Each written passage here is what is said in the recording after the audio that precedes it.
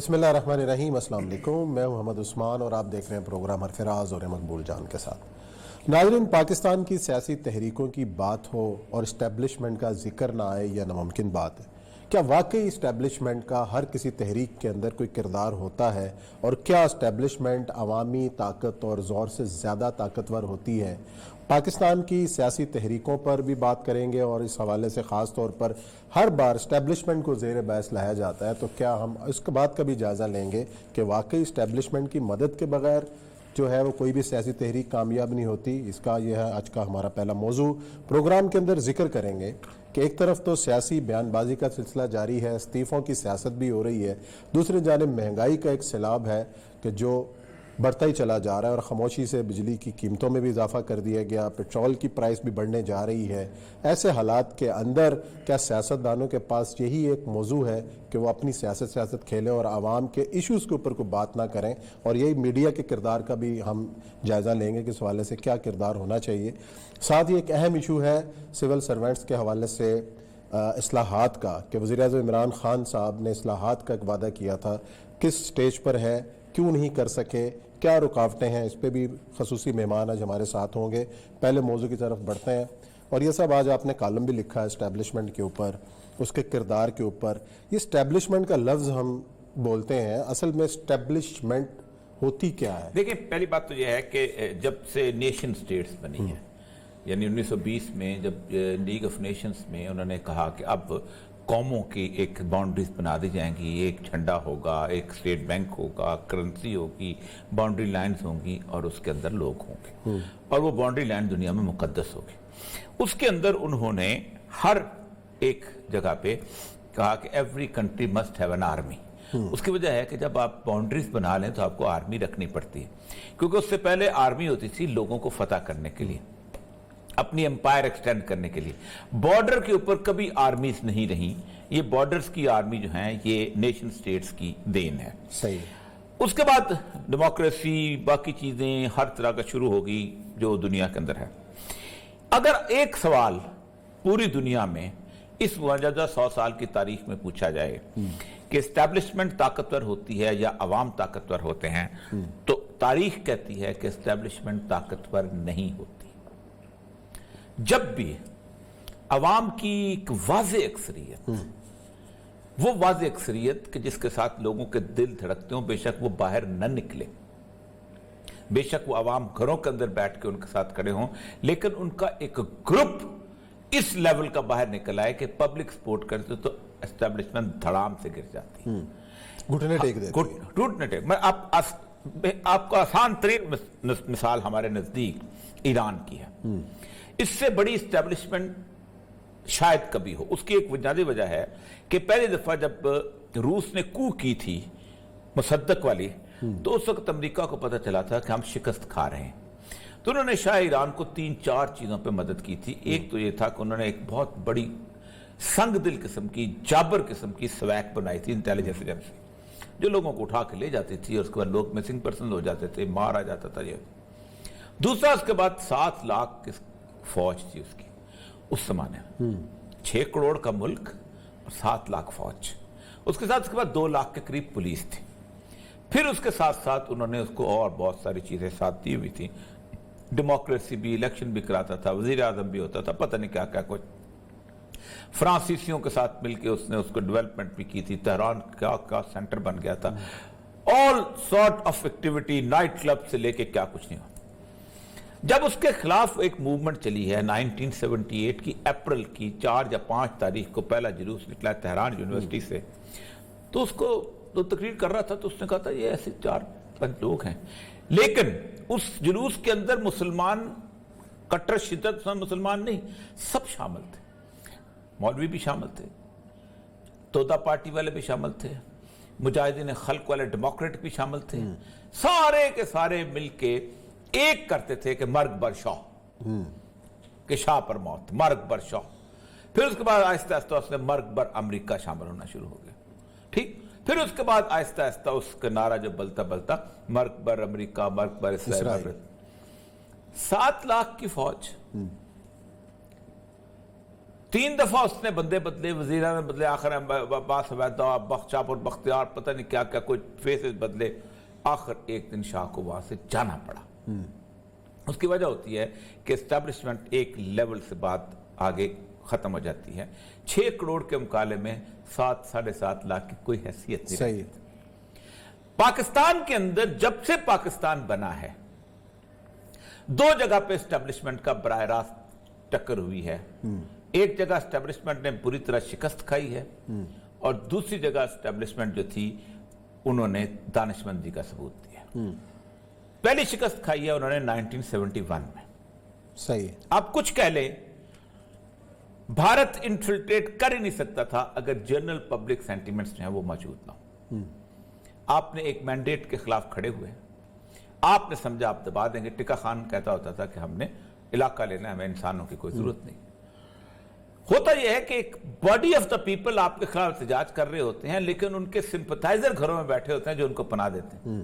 اس لیے جانا جاتا ہے کہ جو وار ہے, جو اسٹریٹ وار ہے, وہ کسی بھی طاقت سے لڑنے کے لیے بہت مشکل ہے. آپ نے شکست کھائی, بدترین شکست کھائی.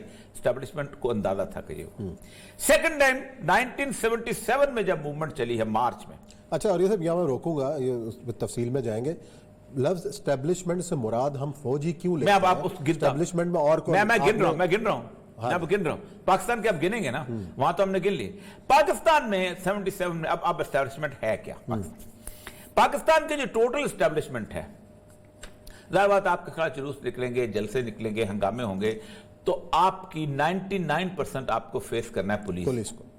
3,51,000 پولیس والے ہیں پورے پاکستان میں. 1,500 آپ کے تھانے ہیں. ہر تھانے کا علاقہ بہت بڑا ہوتا ہے, تقریباً 67 کے قریب. اچھا, اب ان میں سے ڈپلائبل, ان میں آئی جی بھی شامل ہے, ڈی آئی جی بھی شامل ہے, ایس پی بھی شامل ہے, فلان بھی شامل ہے, ایس ایچ او بھی شامل ہے, محرر بھی شامل ہے, یہ سارے ڈپلائبل ہیں. ڈپلائبل بندے جو ہیں 1 لاکھ ہیں. اس کا مطلب کہ 62 لوگ فی تھانہ آتے ہیں.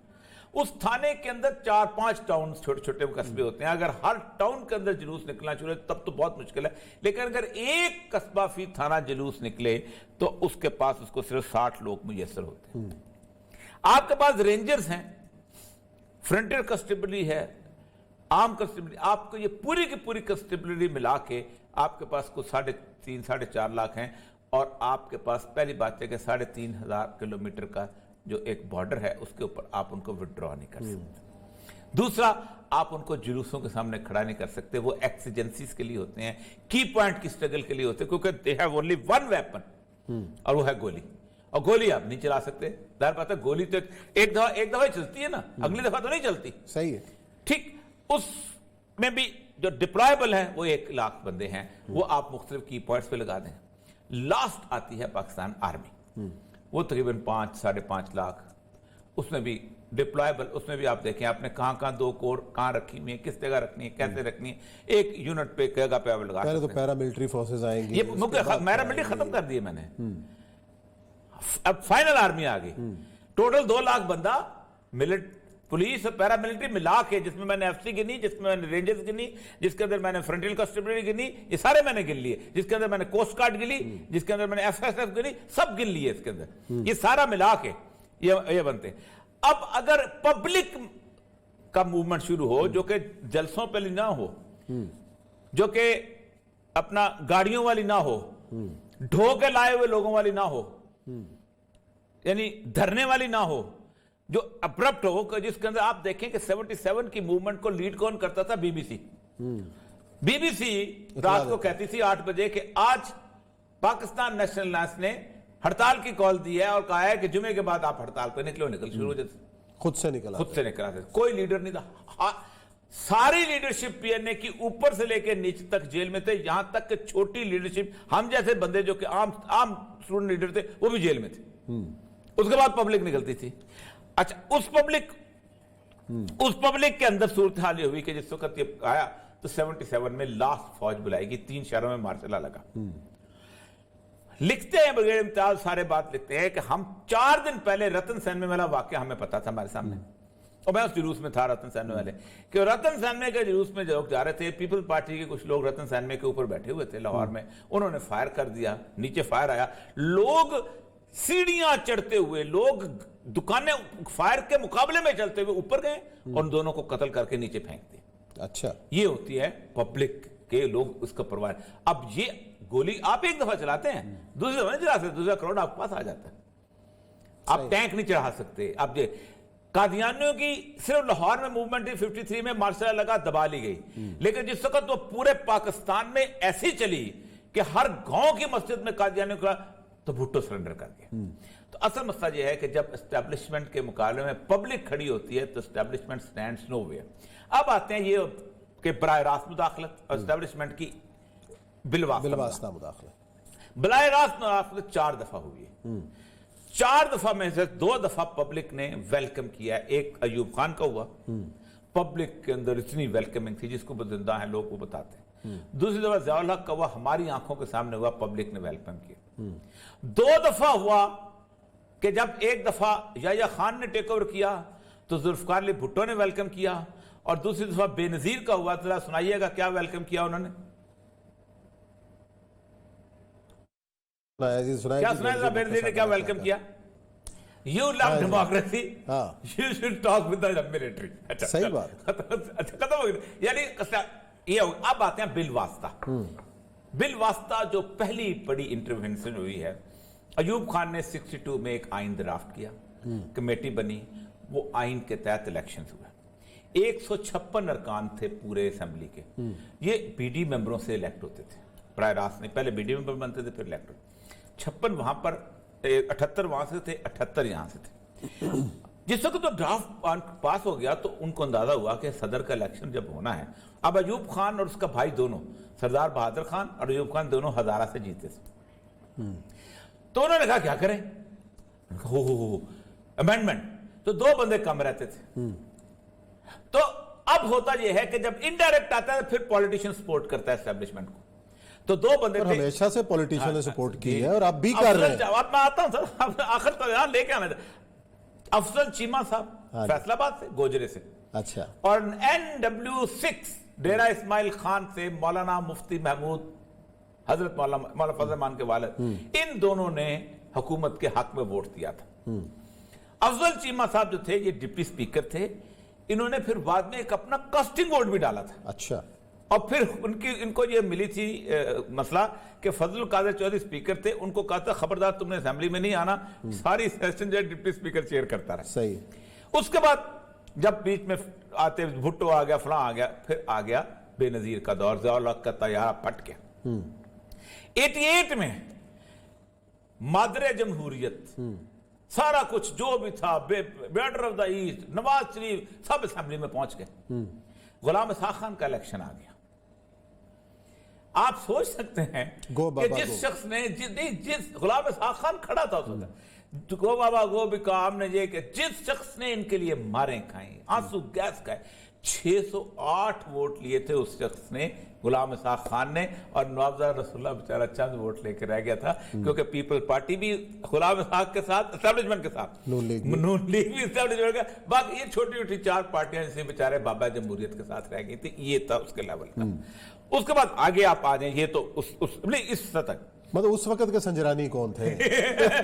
गुलाम इसाक। अच्छा, नीचे तक आते जाएं। अब लोग ये समझते हैं, मैं सिर्फ लाना ही चाहता हूं, उसके बाद नवाज शरीफ ने उसकी सपोर्ट की, उसने उसकी थी, मिसाक जमहूरियत आया, मिसाक जमहूरियत सुनाइएगा क्या सूरत हाल थी? जी सर, क्या? अच्छा, उसमें है, अच्छा, उसमें उन्होंने कहा कि हम आइंदा से हम किसी के खिलाफ नहीं करें, वो हमने कई दफा उसका जिक्र दुनिया में कहा। अब लोग ये तवक्को समझ रखते थे, मुझे आज तक समझ नहीं आती कि ये पीडीएम का ये इजलास जो है, ये इस्तीफे ला के आएगा और सब कुछ करेगा। लीडर को सर एक बात बताऊं उस्मान साहब, पूरा अंदाजा होता है कि उसके पीछे लोग कितने हैं। कोई पाकिस्तान में इतना भोला लीडर नहीं है जिसको ये ना पता हो कि उसके साथ मरने मारने वाले कौन। उमर गुजरी माचू को नहीं पता, बेनजीर को नहीं पता, उसको नहीं पता था। वो कहता होता था असद जरदारी, कहता 50 कायरा वाले लोग जो थे वो बेनजीर के इर्द गिर्द मार खाने के लिए ना होते तो कहा था मेरे पास कुछ नहीं था, हमारा वर्क। उन्होंने भुट्टो की फांसी के दिन के बाद देख लिया था क्या सूत्र, डिमोरलाइजिंग इफेक्ट, कि चंद एक जगहों पे पॉकेट्स थे जहां पर लोग निकले थे, उनको अंदाजा हो गया था कि नहीं चल सकती मूवमेंट उस तरह की जिस तरह की है।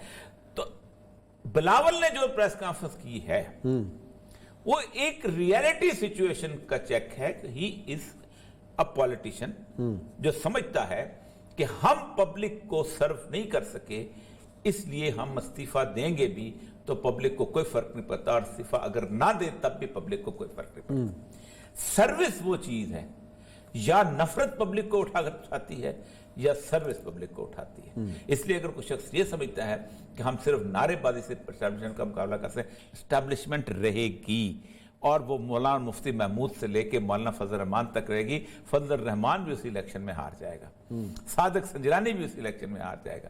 मुशर्रफ के पास उसको जफरुल्लाह जमाली को वजीर आज़म बनाने के लिए वोट नहीं थे।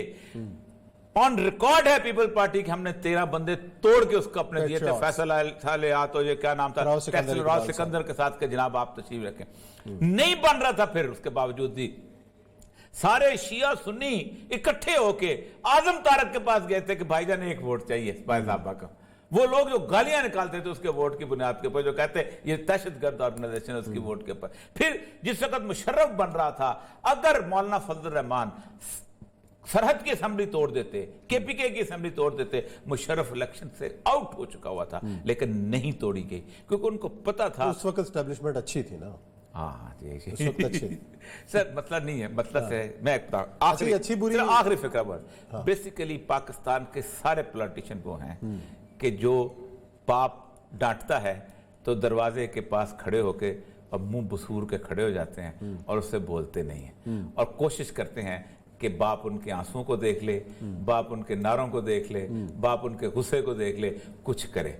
बात मौलाना फजल रहमान की बिल्कुल ठीक है कि निक्के दाब्बा जो है उसका नाम नहीं लिया जा सकता। निक्के दाब्बा एस्टैब्लिशमेंट है, लेकिन अब्बे पे किसी को कोई एतराज नहीं, सबको निक्के पे एतराज है। निक्का मैं क्यों नहीं बनता, यही इसीलिए इस मुल्क की कोई तकदीर नहीं बदल रही, इसीलिए इस मुल्क जो है निक्के बदलते रहे हैं, अब्बा एक ही रहा है। चले जी, अब ब्रेक लेते हैं, ब्रेक के बाद आएंगे और जिक्र करेंगे कि सिविल सर्विसेज में इस्लाहात के हवाले से क्या पेशरफ्त हुई और क्यों नहीं हो रही, इस पर करेंगे बात।